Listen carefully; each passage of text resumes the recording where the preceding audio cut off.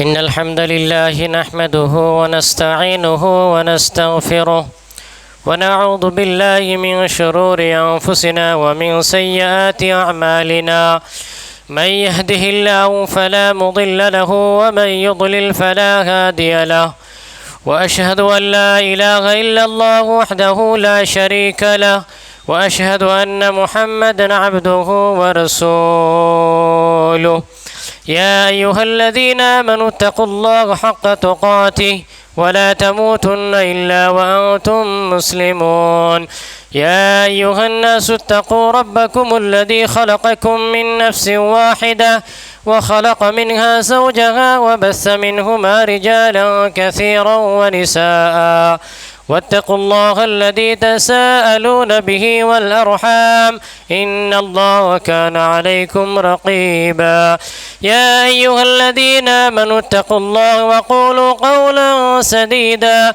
يصلح لكم أعمالكم ويغفر لكم ذنوبكم ومن يطع الله ورسوله فقد فاز فوزا عظيما أما بعد فإن خير الحديث كتاب الله وخير الهدي هدي محمد صلى الله عليه وسلم وشر الأمور محدثاتها وكل محدثة بدعة وكل بدعة ضلالة وكل ضلالة في النار فقد قال الله تعالى في كلامه المجيد بسم الله الرحمن الرحيم يا أيها الذين آمنوا إذا جاءكم المؤمنات مهاجرات فامتحنوهن الله أعلم بإيمانهن فإن علمتموهن مؤمنات فلا ترجعوهن إلى الكفار.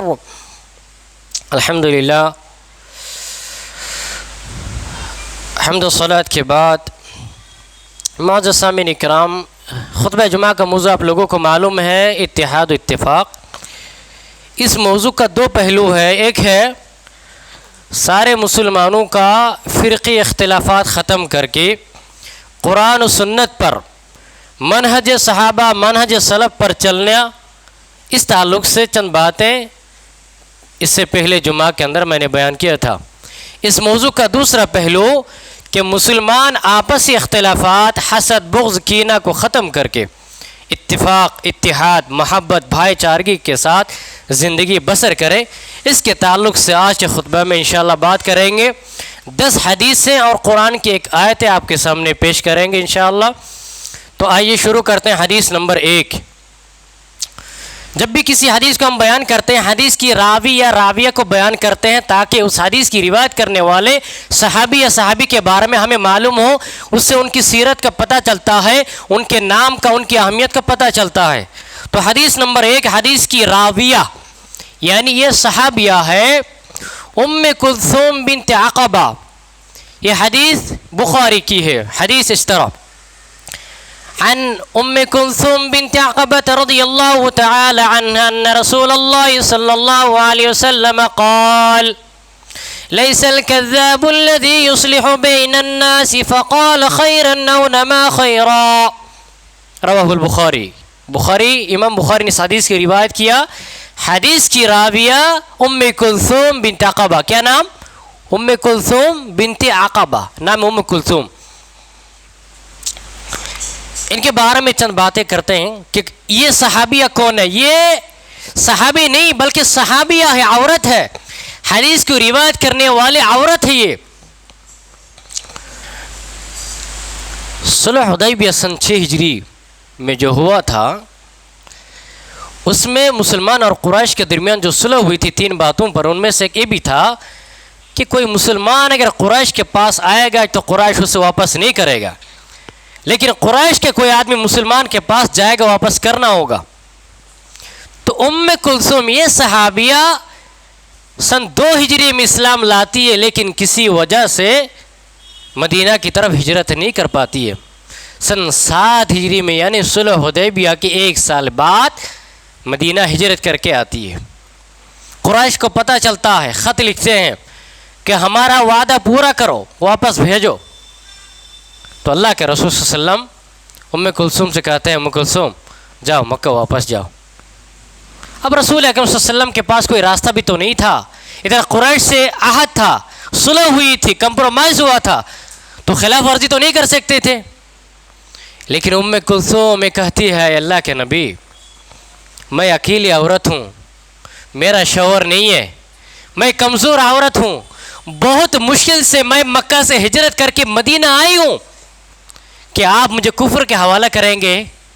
کیا آپ مجھے فتنے کے حوالے کر دیں گے؟ اللہ کے رسول آپ میرے ساتھ ایسا نہ کریں۔ اب بتائیے اللہ کے رسول کیا کرتے؟ آپ بالکل خاموش ہو گئے۔ آپ کا خاموش ہونا اللہ کی طرف سے نازل ہونا۔ سورۃ الممتحنہ کی آیات کیا ہے؟ یا ایھا الذین آمنوا اذا جاءکم المؤمنات مہاجرات فامتحنوہن۔ مومنو، مکہ سے ہجرت کر کے کوئی عورت اگر تمہارے پاس آئے تو دیکھو اس کے بارے میں غور و فکر کرو کہ وہ مسلمان ہے کہ نہیں۔ فَإِنْ عَلِمْتُمُوهُنَّ مُؤْمِنَاتٍ فَلَا تَرْجِعُوهُنَّ إِلَى الْكُفَّارِ۔ جب معلوم ہو جائے کہ عورت مسلمان ہے تو کافروں کے پاس نہ بھیجو۔ اس آیت سے حدیث سے کیا سمجھے؟ جو چیز ممنوع تھا، جو محال تھا، ممکن تھا، لیکن ام کلثوم رضی اللہ تعالیٰ نے اللہ کے نزدیک اتنی محبوبہ تھی، اتنی محبوب تھی کہ اللہ نے ان کی شان میں، ان کی فضیلت میں، ان کے راستہ کے لیے خصوصاً ان کی شان میں یہ آیت نازل کر دی۔ اللہ اکبر، اللہ نے ان کی شان میں آیت نازل کر دی۔ وہ کیسی صحابیہ تھی جن سے اللہ راضی؟ ام کلثوم رضی اللہ تعالی عنہ یہ صحابیہ ہے۔ تو ان کا ہجرت کر کے مکہ سے مدینہ میں آنا، رسول اکرم صلی اللہ علیہ وسلم کے پاس آنا، تعلیم سیکھنا، آپ کے دروس میں حاضر ہونا، آپ کی حدیث سننا، یاد کرنا، دوسروں تک بیان کرنا کس بات کی دلیل ہے؟ عورتوں کو ایمان، اسلام، علم سے دور رہنا نہیں چاہیے۔ عورتوں کو اسلام سیکھنا چاہیے، حدیث یاد کرنا چاہیے، لوگوں تک پہنچانا چاہیے۔ یہ دعوت و تبلیغ کا کام صرف عورتوں پر نہیں ہے، بلکہ مردوں پر نہیں ہے، بلکہ عورتوں پر بھی ہے۔ اما عائشہ رضی اللہ تعالیٰ عنہ 2000 سے زائد حدیث روایت کرنے والی، اگر انہوں نے دین کے لیے محنت نہ کی ہوتی، اسلام کا 4 حصہ یوں ہی چلا گیا ہوتا۔ اسلام کا 4 حصہ انہوں نے روایت کیا، جو اس بات کی دلیل ہے عورتوں کا حدیث سے پڑھنا، سمجھنا، یاد کرنا، دوسروں تک اس حدیث کو پہنچانا یہ ضروری ہے۔ تو ام کلثوم رضی اللہ تعالی عنہا یہ فرماتی ہے کہ اللہ کے رسول صلی اللہ علیہ وسلم نے فرمایا لیس الکذاب الذی یصلح بین الناس، لوگوں کے درمیان جو صلح کرائے وہ کذاب نہیں ہے، جھوٹا نہیں ہے۔ فقال خیرن، جو اچھی بات کہے، او نما خیرن، یا کوئی اچھی بات بڑھا چڑھا کر کے بیان کر دے۔ ام کلثوم رضی اللہ تعالیٰ عنہ فرماتی ہے کہ اللہ کے رسول نے بتایا مجھے جہاں تک علم ہے کہ 3 باتوں کے علاوہ، 3 چیزوں کے علاوہ جھوٹ بولنا کسی بھی حال میں جائز نہیں ہے۔ نمبر 1 الحرب، جنگ کے اندر، جہاد کے اندر صرف 3 ایسی صورتیں ہیں جہاں پر آپ جھوٹ بول سکتے ہیں۔ نمبر 1 جنگ میں، جہاد میں، جب لڑائی ہو مسلمانوں اور کافروں کی۔ تو مسلمانوں نے کس طرح جھوٹ بولا؟ دیکھیے غزوہ بدر میں مسلمانوں کی تعداد کتنی تھی؟ 313، اور کافروں کی 1000۔ تو مسلمانوں کی تعداد تو 1000 کے مقابلے میں 313 کم تھی نا۔ تو اللہ کے رسول نے کہا کہ اس طرح نہیں پھیلا کر کے وائڈ میں تم لوگ کھڑے نہ ہو، بلکہ لمبا ایسے کھڑے ہو جاؤ۔ آپ لوگ جس طرح بیٹھے ہیں، یہ لوگ اگر اس طرح کر کے کھڑا کر دیا جائے، بیٹھایا جائے تو لمبی کتنی دور تک جائے گی؟ تو اللہ کے رسول نے کہا کہ تم اس طرح صف بندی کرو، اور بیچ میں جگہ چھوڑ چھوڑ کر کے صف بندی کرو۔ دور سے دیکھنے والے کافر کیا سمجھیں گے؟ اتنی لمبی لائن ہے، مسلمانوں کی تعداد بہت زیادہ ہے۔ تو جنگ کے اندر یہ جائز ہے، مسلمانوں نے ایسا کیا، اور الحمدللہ جیت بھی ہے مسلمانوں کی غزوہ بدر کے اندر۔ تو جنگ کے اندر جھوٹ بولنا یہ جائز ہے۔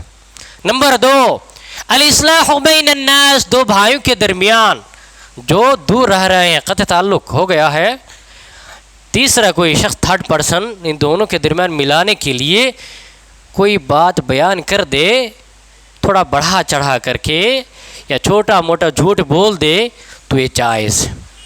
جھوٹ بولنا کبیرہ گناہ حرام ہے، لیکن دو بھائیوں کے درمیان یہ بولنا جائز ہے، تو بتائیے اصلاح کرنے کی کتنی فضیلت ہے اور مل جل کر کے رہنے کی کتنی اہمیت ہے۔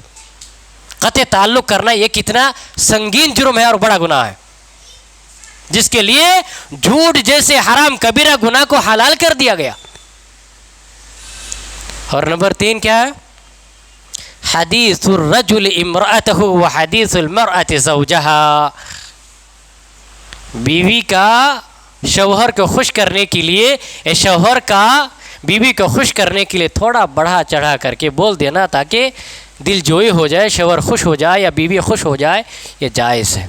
لیکن اس کو عادت بنانا ٹھیک نہیں ہے کہ انسان ہمیشہ جھوٹ بولے اور عادت بنا لے، یہ جائز نہیں ہے، یہ کبھی کبھار، عادتاً کبھی کبھار۔ ام کلثوم فرماتی ہے کہ اللہ کے رسول صلی اللہ علیہ وسلم نے فرمایا کہ جھوٹ لوگوں کے درمیان اصلاح کرانے کے لیے جو تھوڑا بڑھا چڑھا کر کے بولتا ہے یہ جھوٹا نہیں ہے۔ تو حدیث نمبر 1 گئی۔ حدیث نمبر 2، اس حدیث کے راوی ہے ابو الدرداء، یہ حدیث ترمذی کی ہے۔ حدیث اس طرح، عن ابي الدرداء رضي الله تعالى عنه أن رسول الله صلى الله عليه وسلم قال ألا أخبركم بأفضل من درجة الصيام والصلاة والصدقة قالوا بلى يا رسول الله قال صلاح ذات البين فإن فساد ذات البين هي الحالقة لا أقول تحلق الشعر ولكن تحلق الدين رواه الترمذي۔ اس حدیث کی امام ترمذی نے جامع ترمذی کے اندر روایت کیا۔ حدیث کے راوی ابو الدرداء ہے۔ ابو الدرداء کون؟ ان کا اصل نام ہے عویمر۔ اللہ کے رسول نے فرمایا حکیم امتی عویمر، میرے امت کا حکیم۔ حکیم انگلش میں بولا جاتا ہے سائنٹسٹ کو، اور عادتاً بولا جاتا ہے عقل مند کو۔ اللہ کے رسول نے فرمایا میری امت کا سب سے زیادہ ذہین، سب سے زیادہ عقل مند اگر کوئی شخص ہے تو ابو الدرداء ہے۔ تو ابو الدرداء کا لقب اللہ کے رسول نے کیا دیا؟ حکیم الامہ۔ کیا دیا؟ حکیم الامہ، امت کا سب سے زیادہ ذہین۔ یہ اللہ کے رسول نے کیوں دیا؟ سنیں گے۔ ابو الدرداء کون ہے؟ یہ رسول اکرم صلی اللہ علیہ وسلم کے صحابی تھے، جلیل القدر صحابی تھے، حافظ القرآن تھے، قرآن کے حافظ تھے، قاری القرآن، قرآن کے قاری تھے، سید القرآن بدمشق، دمشق کا سب سے بڑا قاری ان کو مانا جاتا ہے، جامع القرآن بالمدینہ المنورہ من ائمۃ الاربعہ، چار جو ائمہ تھے، چار جو صحابہ تھے جو قرآن کو جمع کیا جن لوگوں نے، ان میں سے ابو الدرداء بھی ایک ہے۔ تو یہ 4 شان ہو گئی۔ آگے سنیے، اور آگے اور کیا ہے؟ آپ تاجر تھے، تجارت کرنے والے تھے، آپ محدث تھے، کتنے ہوئے گنیے؟ 5 ہوا۔ آپ محدث تھے، آپ فقیہ تھے، آپ قاضی تھے، قاضی بولے تو جج تھے، تو کتنا ہوا یہ؟ 8۔ یہ ایک صحابی 8 صفتیں ہیں۔ بتائیے،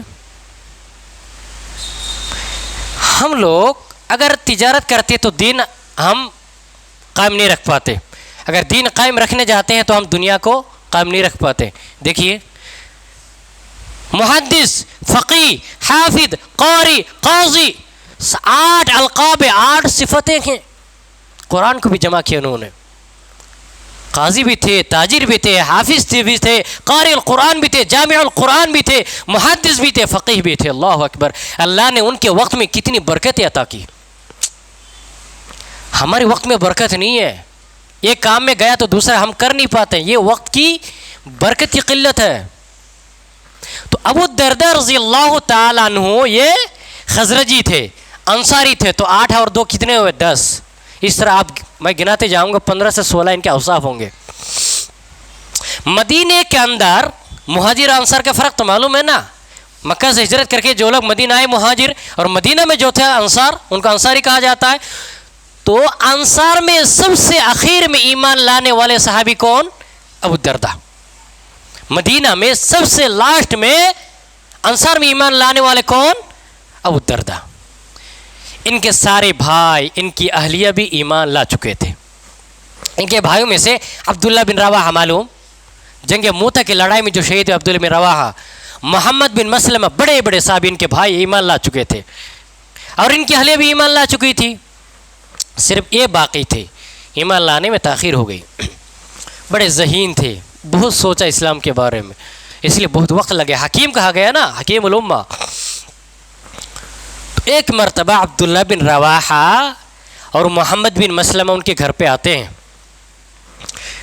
یہ مورتی بتوں کی پوجا کرتے تھے. دیکھا کہ گھر میں مورتی رکھی ہوئی ہے، گرا دیا، توڑ دیا اور چلے گئے. تو ابو الدرداء رضی اللہ تعالیٰ عنہ وہ ٹوٹی ہوئی مورتیوں کو جما رہے ہیں، لگا رہے ہیں، کوشش کر رہا ہے کہ کسی طرح لگ جائے. اور کہہ رہے یا کیا ہوا تمہارے ساتھ، ایسا کیوں ہوا؟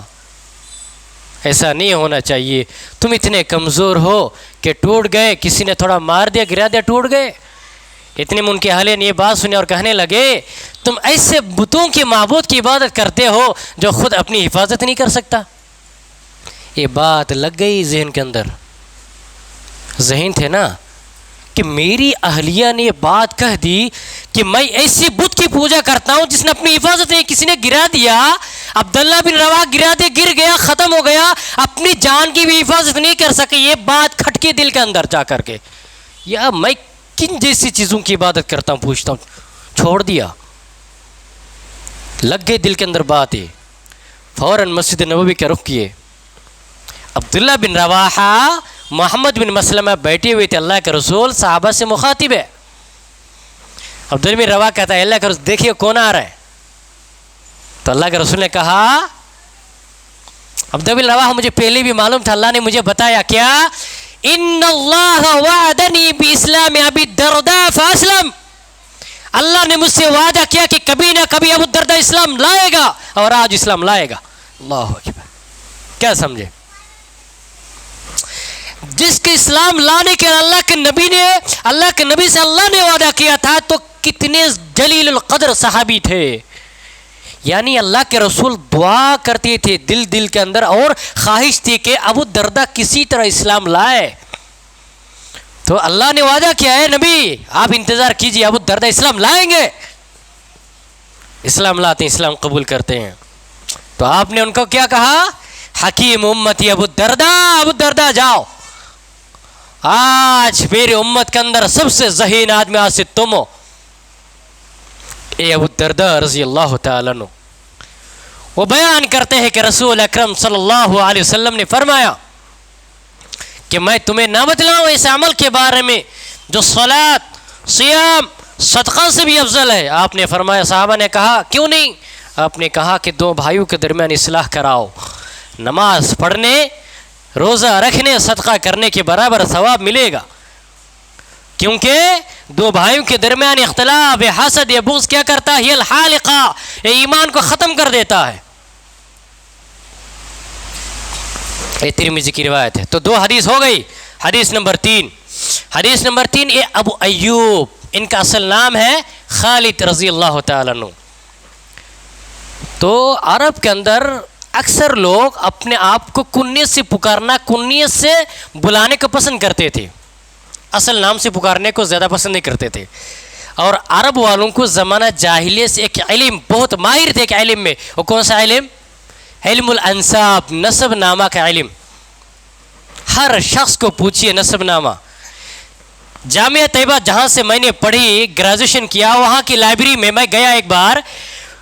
وہ کسی بھی کتاب کو لانے کے لیے وہاں رجسٹریشن کرانا پڑتا. میں ان سے پوچھا کہ آپ من ای قبیلۃ انت، آپ کس قبیلے سے؟ تو پورا خاندان گنانے لگے، میرا قبیلہ فلاں فلاں فلاں فلاں فلاں تک پہنچا دیے.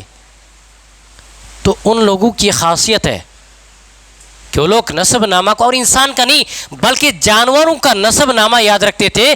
کس قبیلے کا یا کس نسب کا ایک گھوڑا ہے اس کو بھی یاد رکھتے تھے لوگ. تو ابو ایوب انصاری رضی اللہ تعالیٰ عنہ یہ فرماتے ہیں کہ رسول اکرم صلی اللہ علیہ وسلم نے ارشاد فرمایا. یہ روایت بخاری کے اندر ہے. حدیث اس طرح عن ابی ایوب الانصاری رضی اللہ تعالی عنہ ان رسول اللہ صلی اللہ علیہ وسلم قال لا يحل لمسلم ان يهجر اخاه فوق 3 ليال يلتقيان فيعرض هذا ويعرض هذا وخيرهما الذي يبدأ بالسلام رواه البخاری. امام بخاری نے اس حدیث کو بخاری کے اندر روایت کیا. حدیث کے راوی ابو ایوب انصاری ہے. ابو ایوب کون ہے؟ ان کا اصل نام خالد ہے. یہ انصاری ہے، خزرجی ہے. مدینہ کے اندر 2 بڑے بڑے قبیلے تھے نا، اوس اور خزرج. ایک خزرج سے ہے. یہ وہ صحابی ہے کہ جب اللہ کے نبی نے مکہ سے ہجرت کر کے مدینہ آیا، ان کے گھر پر قیام کیا تھا. یاد ہے؟ اللہ کے رسول مکہ سے ہجرت کر کے پہلی مرتبہ جب مدینہ آئے تو کن کے گھر میں قیام کیے تھے؟ ابو ایوب انصاری رضی اللہ تعالی. مدینہ والوں نے اللہ کے رسول کا دل و جان سے استقبال کیا، اور ان لوگوں نے اللہ کے رسول کی شان اور فضیلت میں قصیدہ بھی پڑھا. 4 لائن میں پڑھتا ہوں قصیدہ، سنیے کیا پڑھا تھا ان لوگوں نے اللہ کے رسول کے استقبال میں جب آپ مدینہ آئے اور ابو ایوب انصاری کے گھر پر قیام کیے. طلع البدر، یاد ہے نا؟ طلع البدر علینا من ثنیات الوداع وجب الشکر علینا ما دعا للہ داع ایها المبعوث فینا یا خیر الوداع جئت وشرفت المدینة یا خیر داع. یہ بہت لمبا قصیدہ ہے، 4 لائن میں نے پڑھا. ترجمہ سنیے. مدینہ والوں نے کیا کہا تھا اللہ کے رسول کے استقبال میں؟ بچے بوڑھے جوان سارے لوگ یہ کہہ رہے تھے اور اللہ کے رسول کے استقبال کر رہے تھے. طلع البدر علینا، بدر کا چاند ہم پر نمودار ہو گیا. من ثنایۃ الوداع، ودا کے اس گھاٹی سے، یعنی اللہ کے رسول جہاں سے داخل ہوئے، ودا یہ گھاٹی ہے، وہاں سے آپ داخل ہوئے. تو مون، چاند کو عربی میں کیا کہا جاتا ہے؟ قمر. چاند کے 3 حالت پر 3 لفظ ہیں. پہلا چند جو نکلتا ہے چاند، اس کو کہا جاتا کیا؟ ہلال. اللہم اہلہ، جو ہم دعا پڑھتے ہیں اس کو ہلال کہا جاتا ہے. اور قمر کہا جاتا ہے کہ نکالنے کے چند دنوں کے بعد، یعنی دوسرے دن سے اس کو قمر کہا جاتا ہے. اور اس کے بعد جب وہ مکمل ہونے تک، جب مکمل ہو جاتا ہے اس کو بدر کہا جاتا. چاندنی رات، پورنیما کی رات جو بولا جاتا.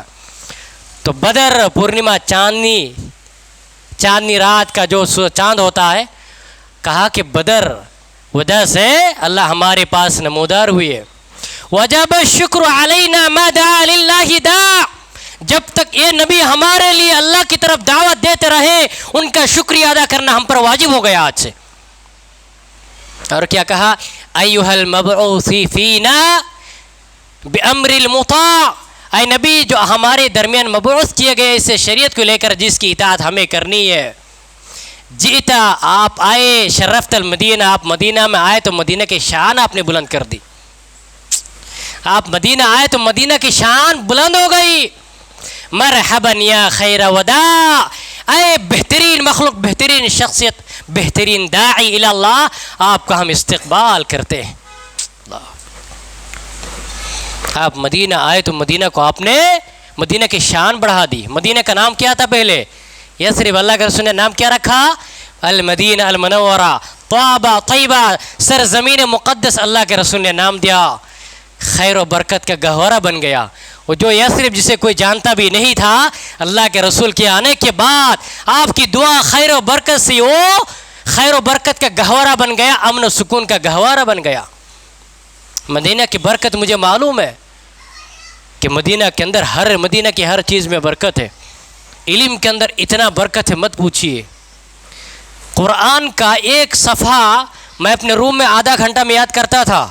مسجد نبوی میں سے 10 سے 15 منٹ لگتا تھا، زیادہ سے زیادہ 10 منٹ لگتا تھا. یہ مسجد نبوی کی برکت. چھوٹے چھوٹے بچے کم عمر میں حافظ ہو جاتے ہیں. آپ مسجد نبوی میں بیٹھیے، جو قرآن 10 آیتیں جس کو آپ گھر پہ یا دوسری جگہ آدھا گھنٹہ میں یاد کریں گے 10 منٹ میں یاد ہو جاتا. مدینہ کے خیر و برکت کو میں نے اپنے آنکھوں سے دیکھا ہے. تو مدینہ والوں نے کیا کہا کہ آپ آئے مدینہ شریف ہو گیا. اس سے پہلے مدینہ شریف نہیں تھا، مدینہ شریف ہو گیا. ابو ایوب انصاری، اللہ کے رسول آئے تو سارے صحابہ چاہتے تھے کہ اللہ کے رسول میرے گھر میں آئے، میرے گھر میں آئے، دل و جان سے استقبال کرنے کے لیے تیار تھے، اونٹنی کو کھینچ رہے تھے کہ آئے ہمارے گھر میں۔ اللہ کے رسول نے کہا چھوڑ دو، فَإِنَّا مَأْمُورًا، یہ اللہ کے حکم پر چلے گی، اللہ کی مرضی جہاں ہوگی وہاں ٹھہرے گی، اور اسی کے گھر میں ہم قیام کریں گے۔ اللہ نے اللہ کے نبی کو کہا، اونٹنی کو بھی وحی کی، اللہ کے نبی کو بھی وحی کی کہ اگر قیام کرنا ہے تو ابو ایوب انصاری کے گھر پہ۔ کیسے صحابی تھے، اللہ بھی راضی، اللہ اکبر۔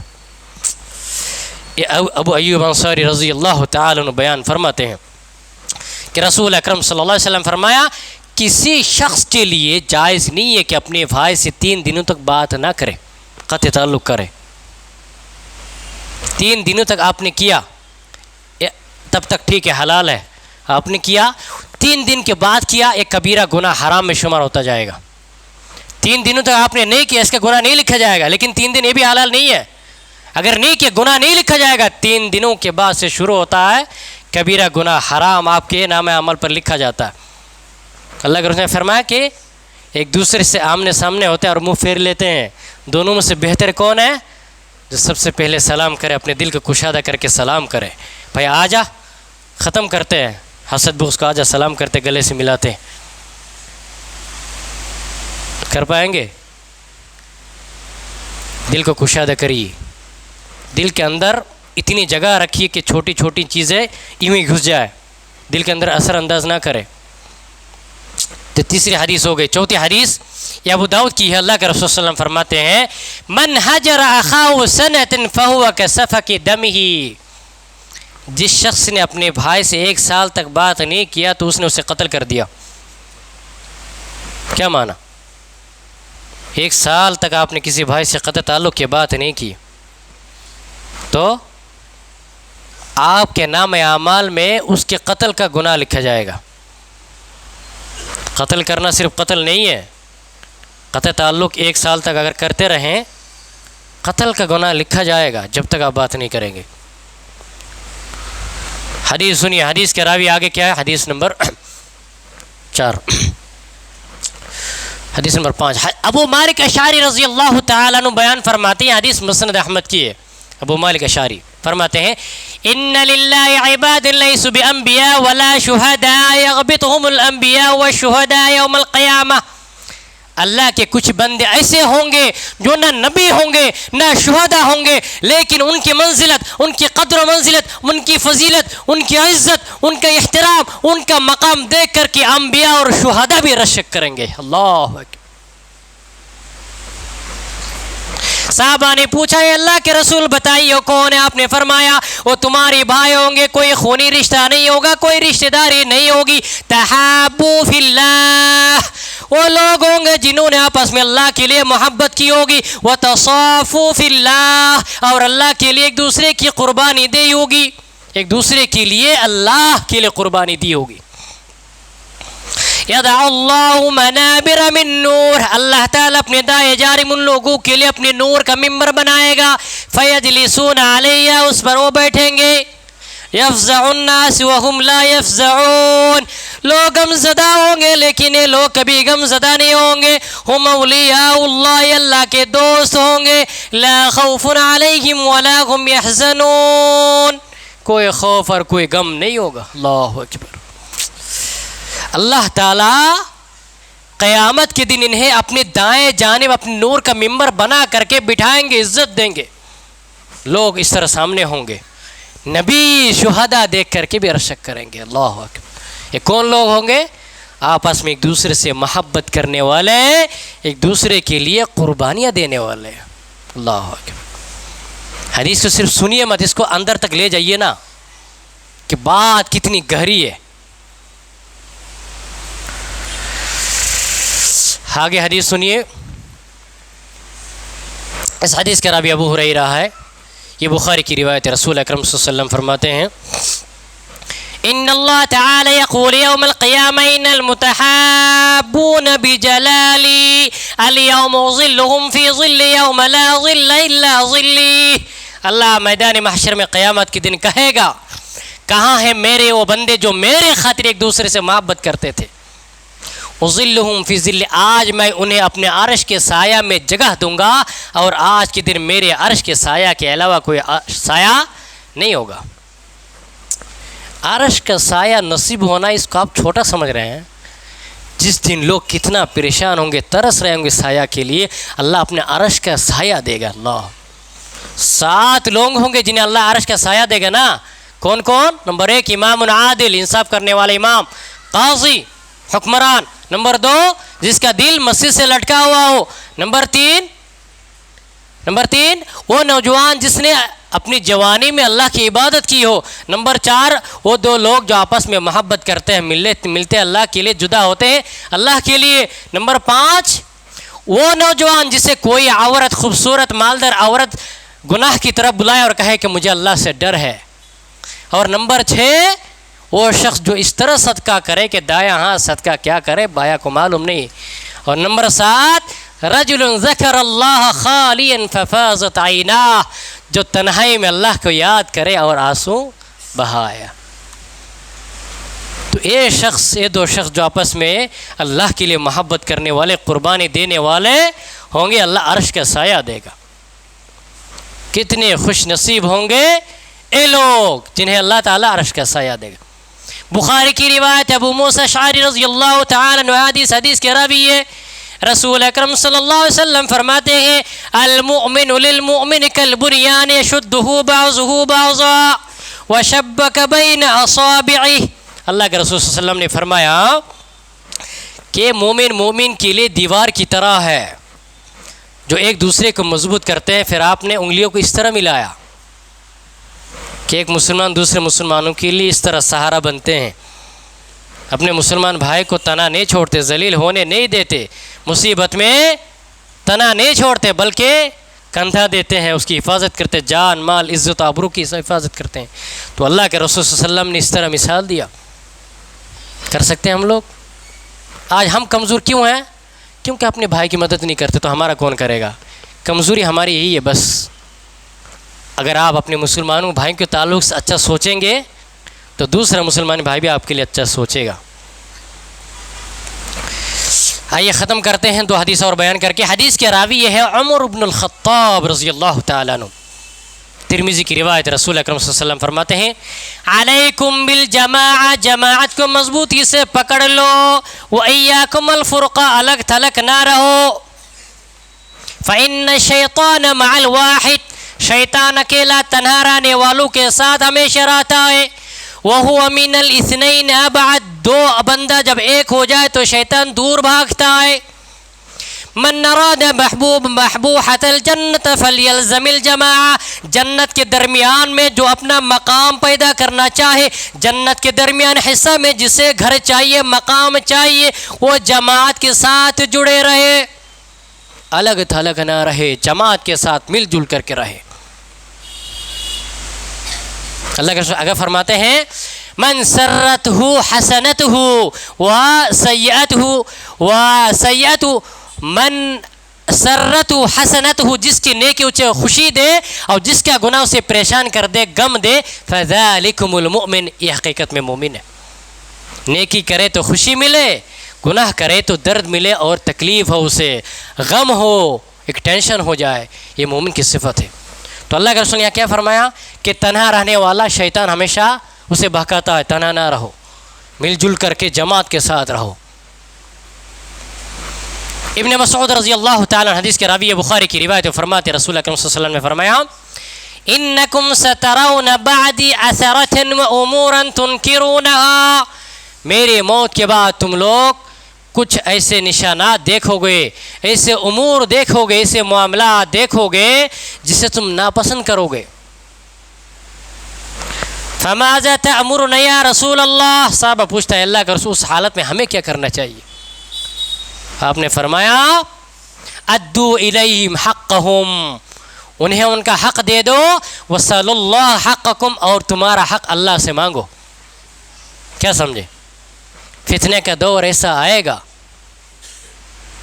فتنے کا دور آئے گا کہ آپ کو اچھا نہیں لگے گا، لوگوں کے برتاؤ معاملات آپ کو اچھا نہیں لگے گا، دل گوارا نہیں کرے گا، لیکن کیا کرنا، فتنے کا دور ہے، آپ جمع سے الگ تھلگ نہیں ہو سکتے، بس آپ اتنا کیجئے، ان کا حق ان تک دے دیجئے، اگر آپ کا حق وہ لوگ ادا نہیں کر رہے ہیں بس اللہ سے مانگیے بس، لیکن جماعت سے آپ الگ تھلگ نہ ہو جائے، مسلمانوں سے آپ الگ تھلگ نہ رہے، اس میں خیر و بلائی کبھی بھی نہیں ہے۔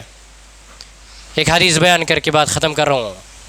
حذیفہ رضی اللہ تعالیٰ عنہ بخاری مسلم کی روایت وہ فرماتے ہیں کہ صحابہ اکرام خیر کے بارے میں پوچھا کرتے تھے اور میں اکثر اللہ کے رسول سے شر کے بارے میں پوچھا کرتا تھا تاکہ اس شر میں مبتلا نہ ہو جاؤں۔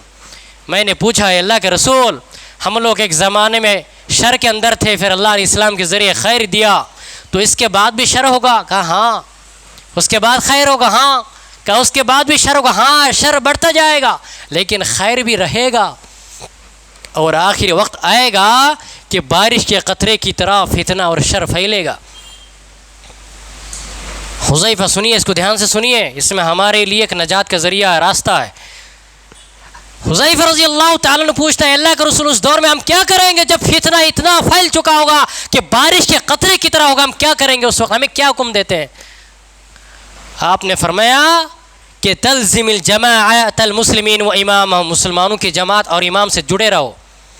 کہا اے اللہ کے رسول مسلمانوں کی جماعت اگر نہ ہو، مسلمان اختلافات میں اور بٹے ہوئے ہو، مسلمانوں کی امام نہ ہو، تب کیا کریں؟ آپ نے فرمایا کہ اعتزل تلک الفرق کل، ان سارے فرقوں سے الگ ہو جاؤ، پہاڑ پہ چڑھ جاؤ، بکریاں لے جاؤ، چراؤ، بکری کے دودھ پیو، بکری کا دودھ نہ ملے تو گھاس کھاؤ، درخت کا پتہ کھاؤ، اپنی ایمان کی حفاظت کرو۔ تو یہ دور ہے، ایک ایسا دور آئے گا کہ انسان اپنی ایمان کو بچانے کے لیے پہاڑ پر چڑھ جائے گا۔ بات یہیں تک ختم کرتے وقت ہو گیا۔ اللہ رب العالمین سے دعا کرتے ہیں اللہ رب العالمین اتحاد اتفاق کی اہمیت کو سمجھنے کی توفیق عطا فرمائے، ہمیں جماعت کے ساتھ مل جل کر کے اتحاد اتفاق کے ساتھ رہنے کی توفیق عطا فرمائے، آمین یا رب العالمین۔